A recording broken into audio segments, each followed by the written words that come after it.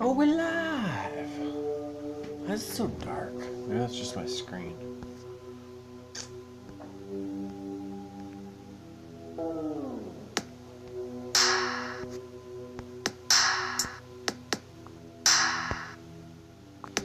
Yeah, it's just my screen. Look at that. That'll be fine. Oh. Give folks. Oh, Jesus, somebody already jumped in. What's going on? Whoever's jumping in. Oh, little homie on the draw. What's going on, man? Oh, should get these show notes out. Oh, how's your Saturday been, good sir?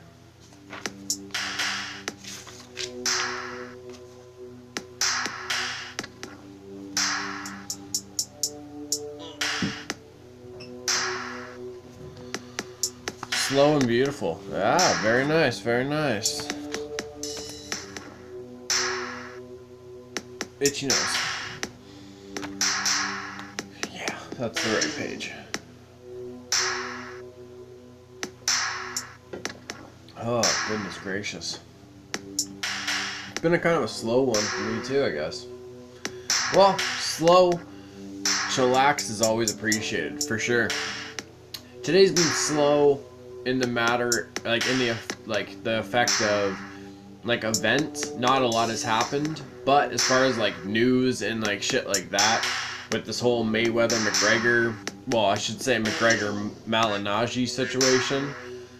Like, I don't know, it's obviously hit a new level with the whole footage getting released, which we're gonna kind of talk about in a way because it raises a good debate. I'm gonna turn this down a little bit. I feel like I'm kind of yelling over it. There we go. But yeah, I don't know. It just raises a interesting debate for me, at least. Yeah, and we're gonna talk about this Ready Player One trailer that I was watching because also a couple people hit me up asking me to talk about it because they didn't really understand what was up. So I'm gonna kind of give a summary of it, and then whoever's in the chat, we'll throw out some topics. So, little Jake, if you're around, still, get some shit brewing. Let's just start. Okay, so this whole Conor McGregor, Paulie Malignaggi, there was debate on whether he actually, like, there was a photo released where it looked like McGregor knocked down two-time world champ Paulie Malignaggi. Paulie went on basically a world tour. I've talked about it on the blogs. Just basically saying like he was pushed, listening, just bouncing around, cleaning up the casa. Very nice. Very nice. Anyway, Malignaggi said he didn't knock him down. It was a push. Then the footage got released today. Definitely wasn't a push. Definitely was not a push, my friend. Paulie was trying to move around, and even like one thing that stuck out to me, somebody had slowed down that clip, and as Paulie's like moving, you see Conor tagging him as he's moving around as well, like in that knockdown clip. So it was really interesting because like like for everyone who's like, oh, what can Conor really do? Like right there, it shows like even as like a two-time world champ is moving around, he can tag him as he's moving. You know what I mean? So that's actually an interesting thing to throw out there. Either way, it's just one of those things. Like we all know it's not a push now. You know what I mean? We can move on from that. But it brings up the question and the debate for me. What is boxing?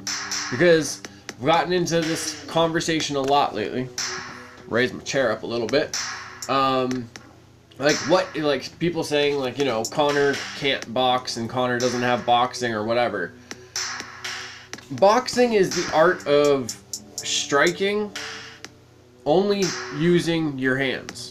It's only using your hands. That's what Conor does. That's where most of his wins have come from, if I'm not mistaken.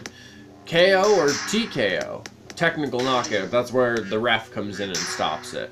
So when it comes down, like, Is Connor boxing? Yes. Is he traditionally boxing, as we've like come to know it by like most professional boxers? No. It's different. So it's just one of those things where it's like, you know, people will say he doesn't have boxing and stuff, but boxing is the art of striking with only your hands.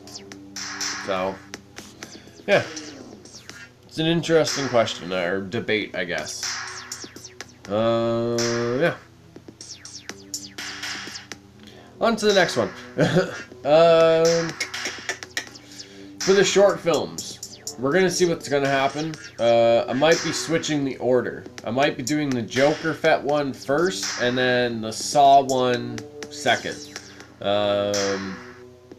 But we'll see what happens. If everything works out where I can do the Saw one first, then I'm going to do that one, because that's what I'd like to do. If not, I'm going to try and do the Joker Fett one first. Either way, both will be done. Ooh, I just had actually an idea for the Joker Fett one. I don't know if I should drop it right now, though. I don't know. We'll see. I have an idea right now for the Joker Fett one that I think would actually be really, really dope. Especially because the last time we really saw Joker Fett, other than that little video that I've just recently put out, was when he read us A Christmas Story. So, that's all I'm going to say. That's all I'm going to say. But yeah, we'll see what happens. Either way, it might be Joker Fett first and then Saw, but with the idea that I have in my mind, it might actually be Joker Fett second either way. We'll see. Oh, there we go. Alright.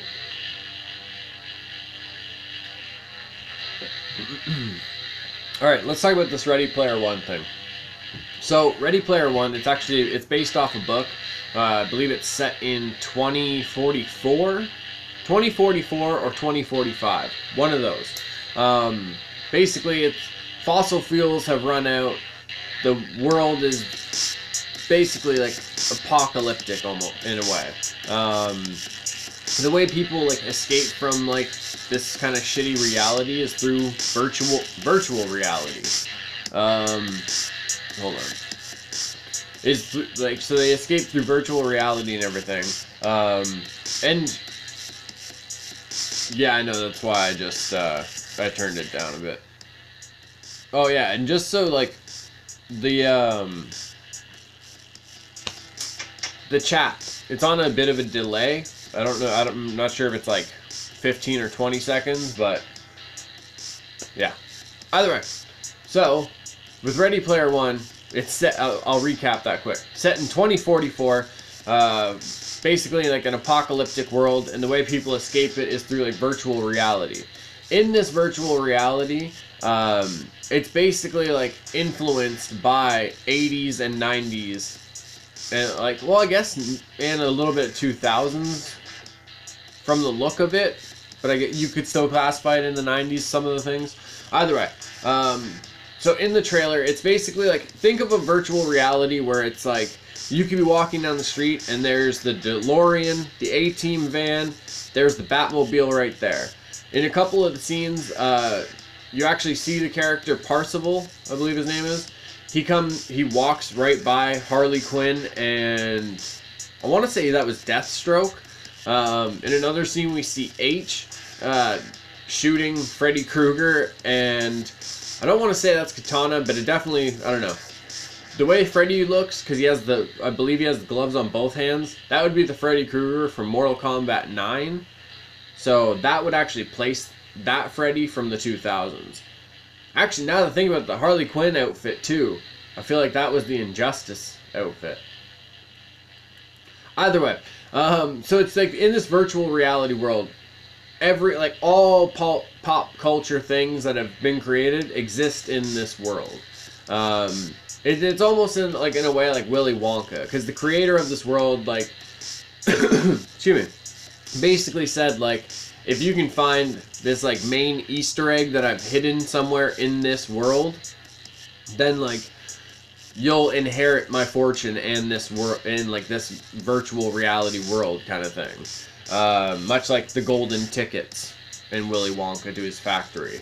So yeah, like Ready Player One, the main character, Parzival, he's basically what you call an egg hunter, like people who look for Easter eggs and everything, like how you look for in movies and everything. That's basically what he's doing in this virtual reality world. And it's like a thing. Like there's actual hunters. I believe they're called gunters, which is short for like egg hunters.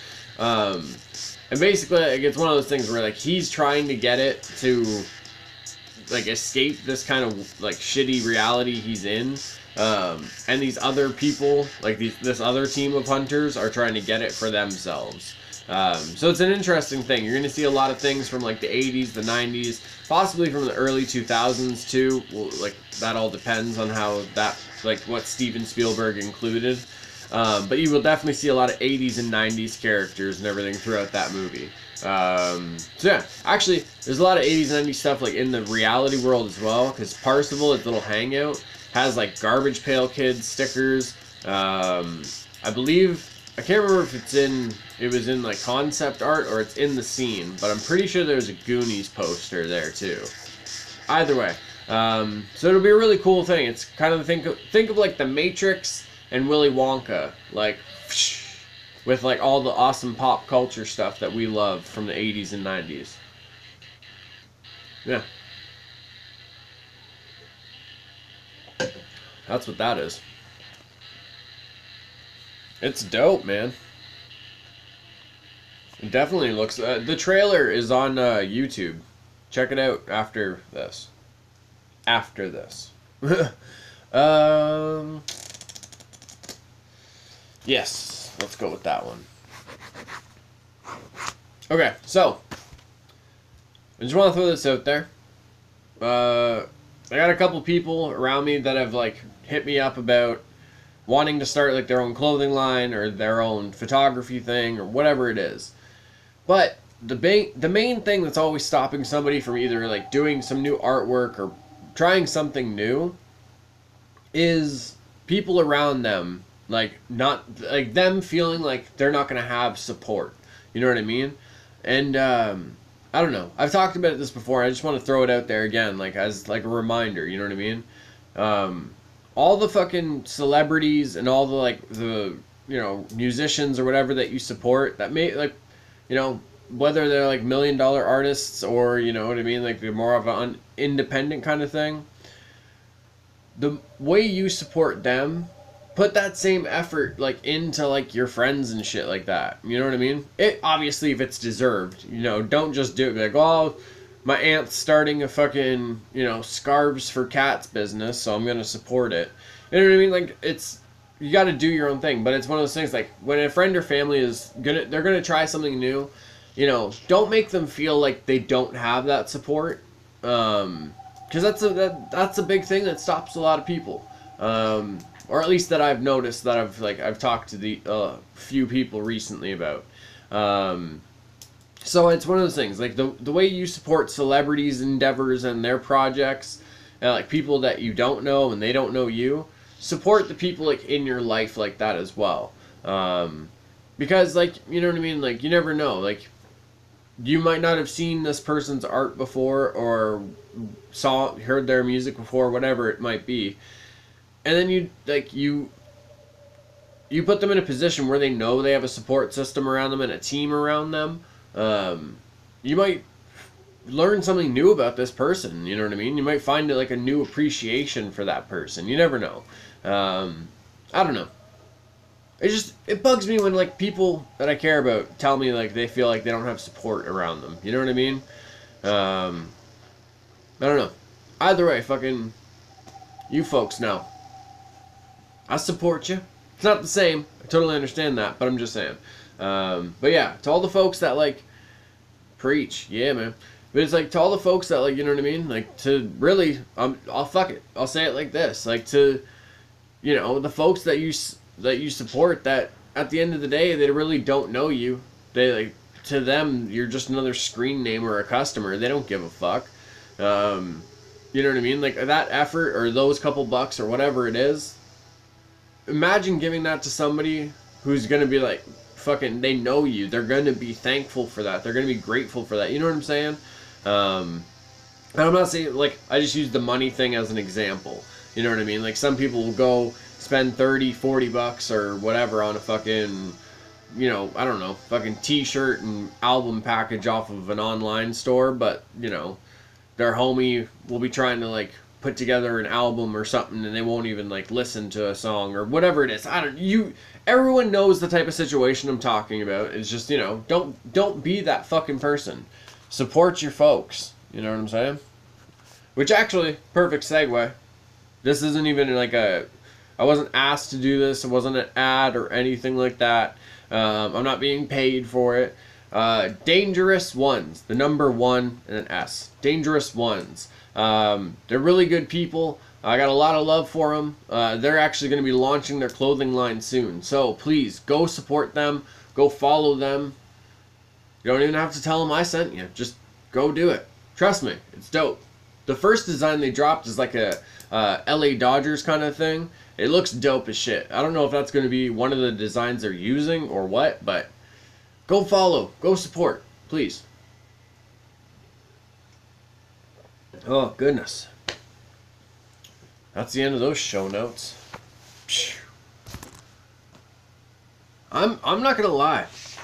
I am probably as sick of talking about Mayweather and McGregor as you folks are of hearing it. Like, I don't know. It's gotten to the point now where I'm just like, holy, like, I don't know. I've just had enough. I want these 2 weeks to be over and the fight to be done. Because then whatever happens in the fight, it's just, if it goes the Mayweather route and he's just, you know, doing Mayweather's thing, and if McGregor is missing and everything, then we just go, oh, okay. So Mayweather did what Mayweather does. McGregor couldn't do it. All right, whatever. And we all just move on. But, you know, if McGregor wins, then I'm going to talk about it on the podcast or whatever, but I don't know. I'm going to try and move on after. Either way of the result. Because, yeah. I'm getting sick and tired of fucking talking about it and always dealing with the rumors about camps and stuff. I feel like I'm turning into TMZ. God, I hope I'm not. That would suck. Ugh.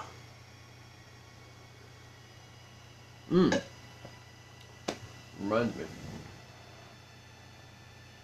So, I'm in a bit of a pickle. And whether you folks see this afterwards or Jake, you want to chime in now? My Batman canvas right there. All of these figures I had like doubles for of the mini ones. Aside from some of like the bigger ones. But like the mini figures, like this one, I had doubles for. But this is my only mini Iron Batman, or I guess I should say armored Batman. That's the real term. Focus. Thank you. That's my only armored Batman. And I want to put him on the canvas. But he's my only one. You know what I mean? I don't have a double of him. Quite the dill, or the bread and butter, whatever you prefer. Either way, it's a pickle. Give him back to the giant armored Batman. Perfect. Itchy face. Alright, Jake. Got a topic or something for me? If not, I'm gonna get on out of here. I'm a mosey, as they say in some parts. Mosey. I know it's on a delay, so I'll give you some time.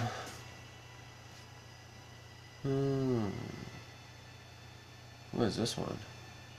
Ooh, bubbles. That's fun.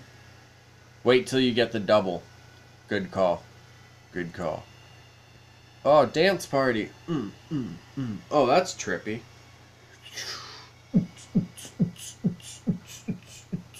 Alright. I'm done. No, there we go. One day I'll just do a whole fucking live stream with the bubble party thing going. That'd be awesome. What song do we have next? Sure. We've come full circle.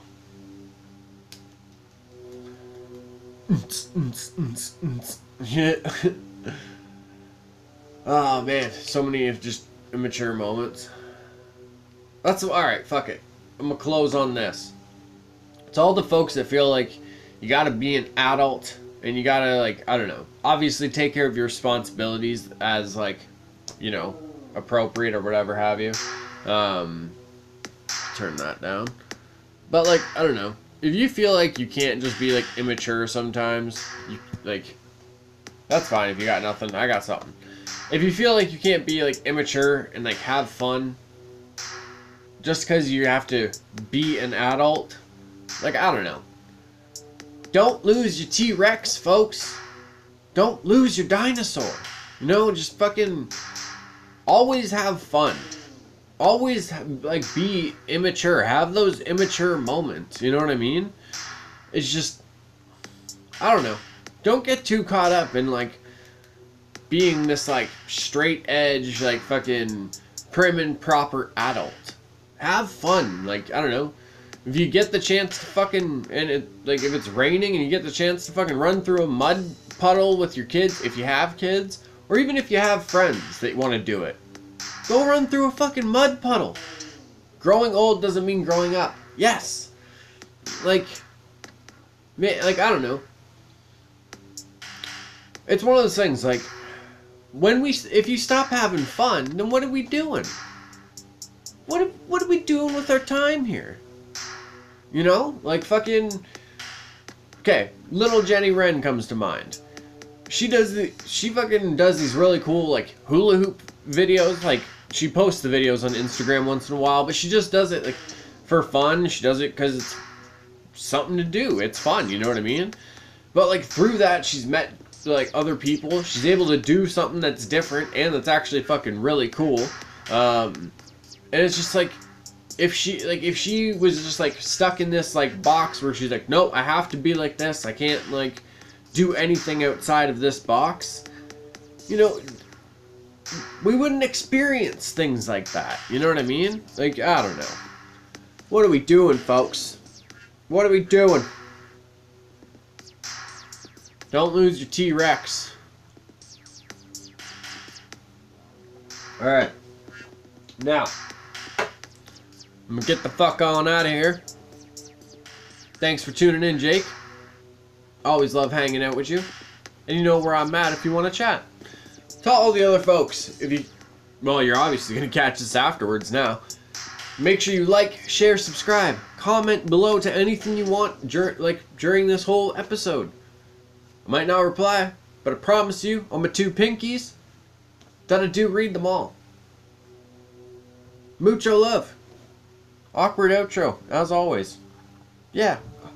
Peace. Peace. Because you threw up 2 emoji. Fuck it. Peace.